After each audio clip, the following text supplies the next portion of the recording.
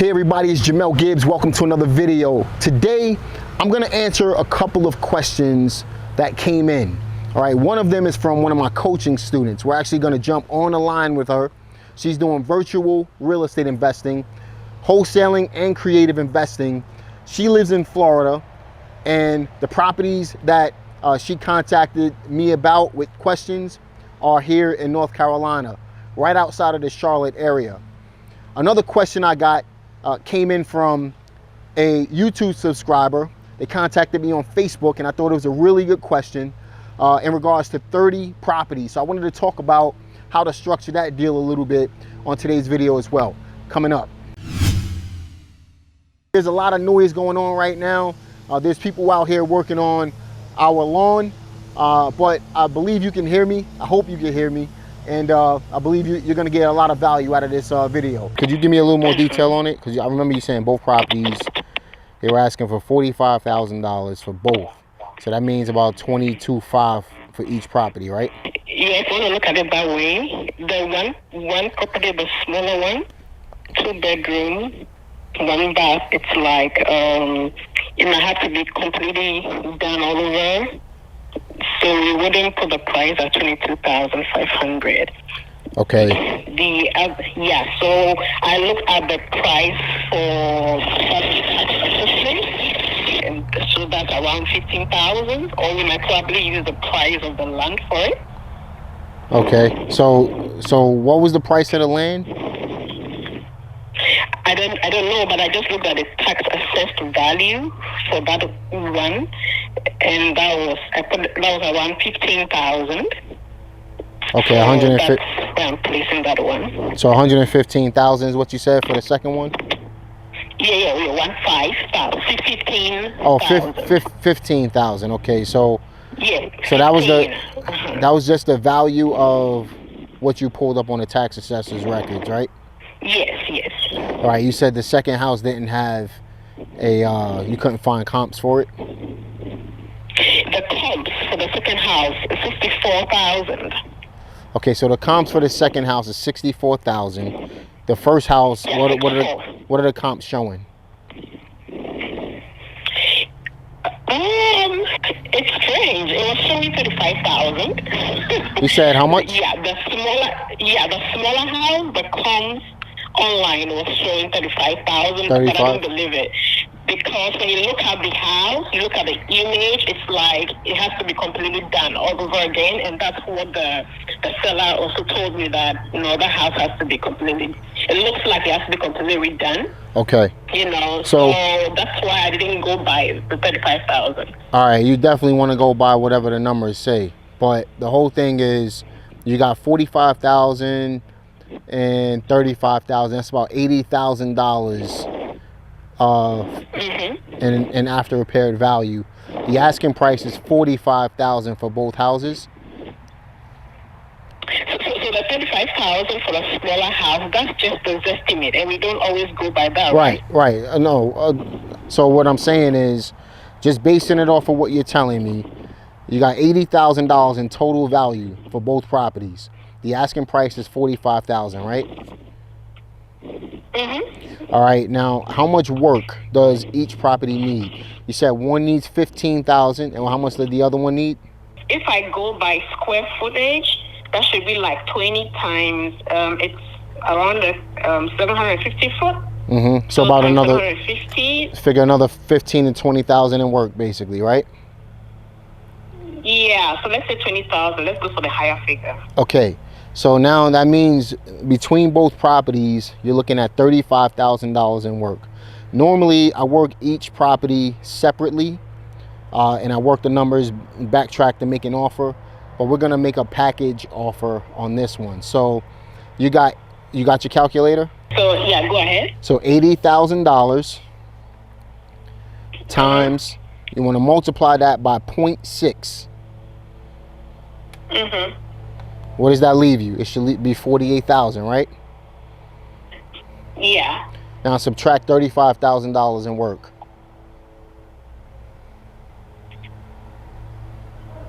What's the difference? That's $13,000. $13,000, right? Now, that's the most that you can actually pay for these properties. Chances are the seller isn't going to go for that offer.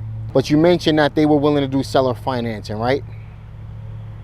Yeah, that's what I was asking. How about if we just focused on the 3-bedroom and forgot about the 2-bedroom? We don't have to take the two together. Now, I think it's best to take them both together. You get a stronger deal.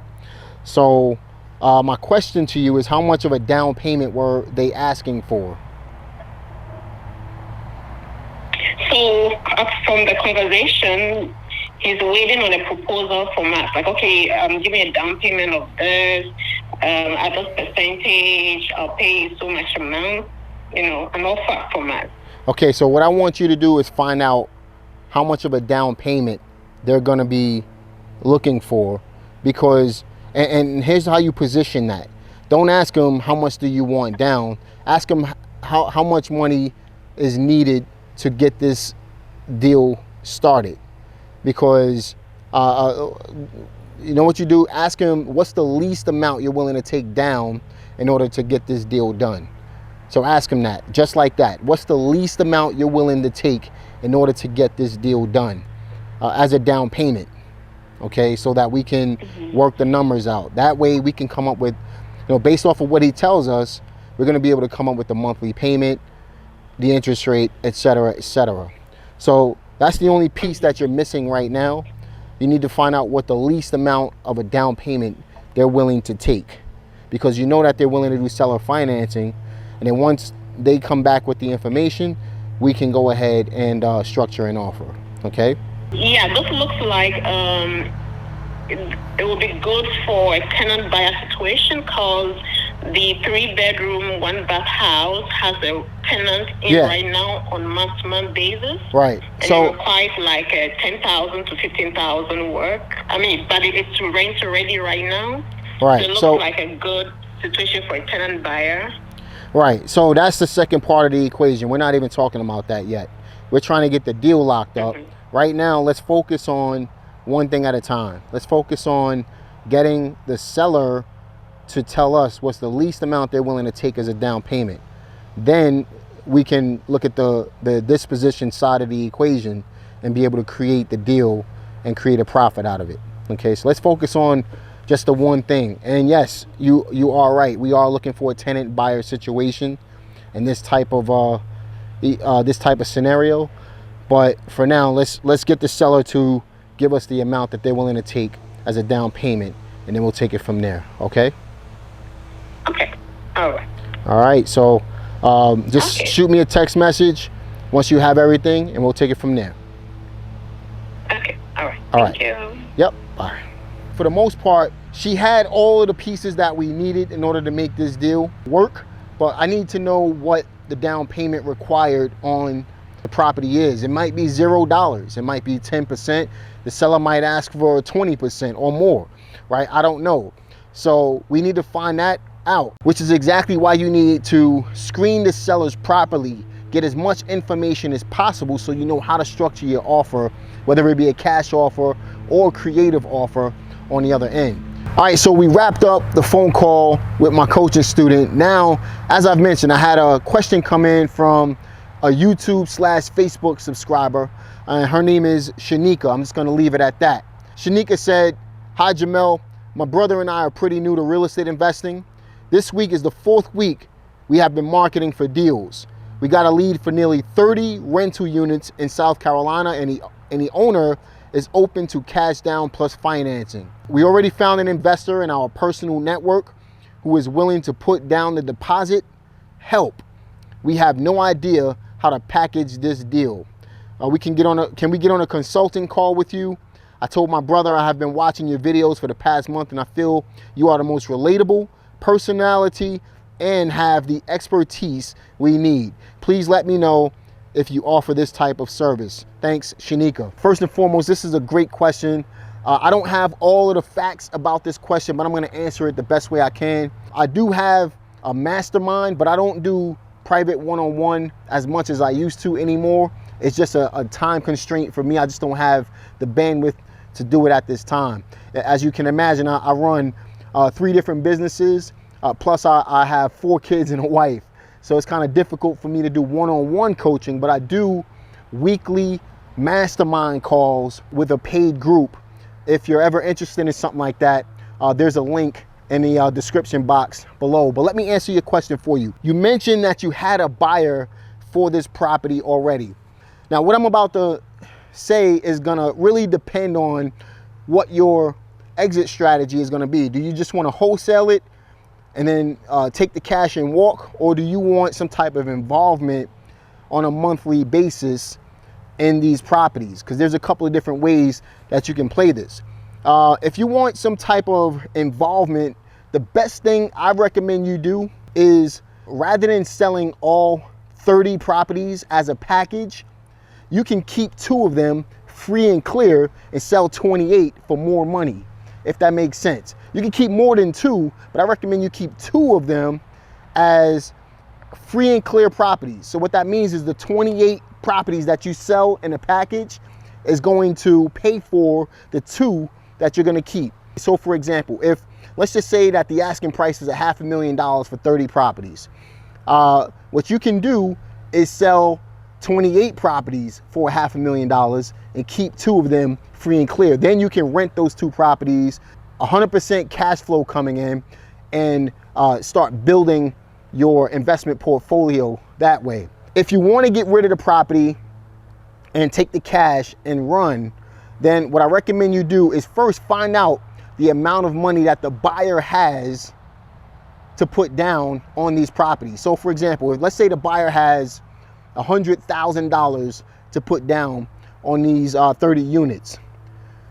I recommend you find out what the buyer's bottom line is as far as down payment, and then go to the seller and see what the least amount the seller is willing to put down on these properties.